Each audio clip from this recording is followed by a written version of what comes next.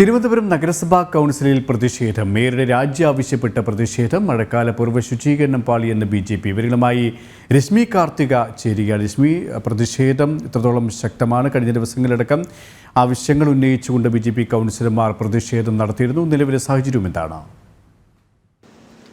ഇപ്പോൾ പ്രതിഷേധം അവസാനിച്ചിട്ടുണ്ട്. ഉച്ചയ്ക്ക് 2 മണിയോടെയാണ് തിരുവനന്തപുരം നഗരസഭയിൽ കൗൺസിൽ യോഗം ചേർന്നത്.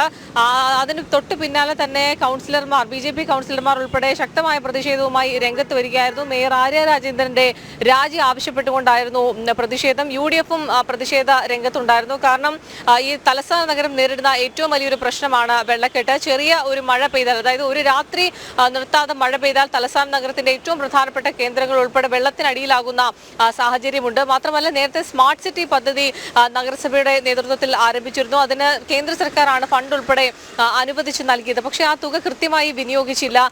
ഒരു സ്മാർട്ട് സിറ്റി പദ്ധതി അത് കൃത്യമായിട്ടുള്ള കാലയളവിൽ പൂർത്തീകരിച്ചില്ല. ഇതിന്റെ ഒരു ഫലമായി തിരുവനന്തപുരം നഗരത്തിന്റെ മിക്കയിടങ്ങളിലും വലിയ രീതിയിലുള്ള കുഴികളാണ് എടുത്തിട്ടിരിക്കുന്നത്. ഈ കുഴികളിലെല്ലാം വെള്ളം നിറഞ്ഞിരിക്കുന്നത് കാരണം വെള്ളക്കെട്ട് രൂപപ്പെടുന്നതോടുകൂടി എവിടെയാണ് കുഴിയുള്ളത് അല്ലെങ്കിൽ എവിടെയാണ് കമ്പിയുള്ളത് എന്നൊന്നും അറിയാൻ കഴിയാത്ത രീതിയിൽ അപകടങ്ങൾ തുടർക്കഥയാവുകയാണ്. മാത്രമല്ല, ഇനിയിപ്പോൾ സ്കൂളുകൾ തുറക്കുന്ന ഒരു സാഹചര്യമുണ്ട്. അതുകൊണ്ട് തന്നെ കുട്ടികളൊക്കെ ഈ കുഴിയിൽ വീണ് വലിയ രീതിയിൽ അപകടങ്ങൾ ഉണ്ടാകാനുള്ള ഒരു സാധ്യത നിലനിൽക്കുന്നുണ്ട്. ഈ അടുത്തിടെ കേന്ദ്രം വീണ്ടും ഒരു 200 കോടി രൂപ ഈ തലസ്ഥാനത്തെ വെള്ളക്കെട്ട് പരിഹരിക്കുന്നതിന് വേണ്ടി അനുവദിച്ചിരുന്നു. അത് കേന്ദ്രമന്ത്രി രാജീവ് ചന്ദ്രശേഖർ തന്റെ ഫേസ്ബുക്ക് പോസ്റ്റിലൂടെയാണ് ഇക്കാര്യം അറിയിച്ചത്. കൃത്യമായി കേന്ദ്ര സർക്കാർ തുക അനുവദിച്ചിട്ടും അത് വക മാറ്റി ചിലവഴിക്കുന്നു നഗരസഭ, അല്ലെങ്കിൽ കൃത്യമായിട്ടുള്ള കാലയളവിൽ അത് പൂർത്തീകരിക്കുന്നില്ല. മഴക്കാല പൂർവ്വ ശുചീകരണ പ്രവർത്തനങ്ങൾ നടത്തുന്നില്ല.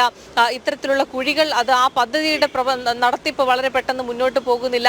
മാത്രമല്ല, ഈ ഒരു മഴക്കാലം ഉണ്ടാകും എന്നുള്ളൊരു മുന്നറിയിപ്പ് കാലാവസ്ഥാ നിരീക്ഷണ കേന്ദ്രത്തിന്റെ ഭാഗത്തുനിന്നും ശക്തമായിട്ടുള്ള മഴ ഉണ്ടാകുമെന്നുള്ളൊരു മുന്നറിയിപ്പ് ഉണ്ടായിട്ടും അതിലൊരു ഇടപെടലോ മഴക്കാല പൂർവ്വ ശുചീകരണ പ്രവർത്തനങ്ങളോ ഒന്നും തന്നെ നഗരസഭയുടെ ഭാഗത്തുനിന്നും ഉണ്ടായിട്ടില്ല. അതുകൊണ്ടാണ് ആ ഒരു മേയർ രാജിവെക്കണം, മേയർ ഇത്രത്തോളം ഈ പ്രശ്നങ്ങൾ ഉണ്ടായിട്ട് മേയർ മൂന്നാറിൽ ഉൾപ്പെടെ ടൂർ പോവുകയാണ് ചെയ്തത് എന്നതുൾപ്പെടെയുള്ള ആരോപണങ്ങൾ ഉന്നയിച്ചുകൊണ്ടാണ് BJP കൗൺസിലർമാർ ഈ കൗൺസിൽ യോഗം ബഹിഷ്കരിച്ചത്. KP